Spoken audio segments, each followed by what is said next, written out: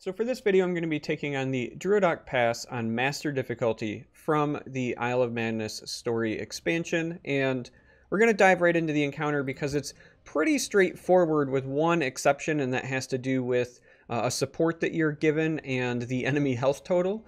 And for this encounter, I'm using a very specific archer deck. I'm going to put a deck code in the video description, and this deck is basically as many charge creatures as you can fit into it. The enemy just plays a standard like mid-range sorcerer. However, they start with 100 health, and in their deck are some cards that when they are revealed, discarded by any means necessary, they deal a bunch of damage to the enemy, right? These Reachman intelligence cards that are in the opponent's deck. Now, yep, this is fine, we'll keep this. In order to get them to show up, we have this kill the messenger support, right? Friendly creatures have pilfer, discard, the top two cards of the enemy deck. So let me show you what that looks like. We're gonna play this creature with charge. And the reason that we're playing so many creatures with charge is because they all have pilfer as well. So this means we get immediate value and they roll two cards. Now, when they roll over the intelligence cards, when those get revealed, the enemy takes 20 damage. So in reality, what we're actually racing here is how many times we can pilfer and not so much the enemy health total. All of our creatures are expendable in this particular matchup. We don't care if the enemy hits us, we just want to hit them a lot more than they've hit us. So there's one of the intelligence cards.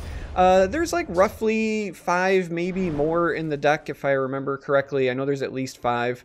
But again, as you roll them over, they take a bunch of damage. And so oops, we need to hit that so the enemy takes a turn. So as long as you keep punching them in the face, they will just keep taking damage. Now you'll notice the enemy didn't trade here. They don't typically start trading or dealing damage to your creatures until either one, you force them to by playing a guard, or two, their health gets low. So you can play these charge creatures and they can start pilfering, and you can get an awful lot of value out of them just by punching your opponent in the face. So again, you are more racing the cards in their deck than anything else here.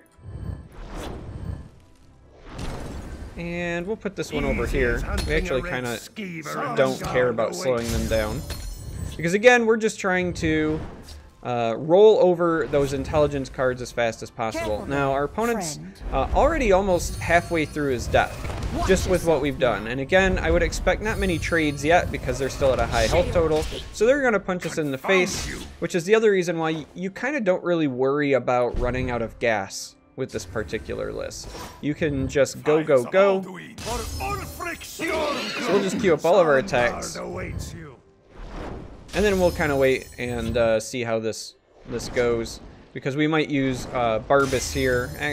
Let's just go ahead and use the good boy anyway while those are rolling. So there's an intelligence that's rolled over. So again, nice 20 damage. There's another 20 damage. And just like that, they're now below 30, and we're still rolling cards. So again, charge, right? This is the entire point of our deck. We're just running as many charge creatures as possible because we are racing their cards in deck more than their health total. So at this point, they're down to only 11 cards in their deck. And we still have a bunch of charge creatures.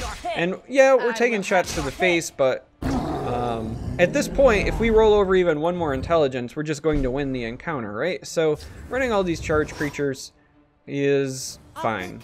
So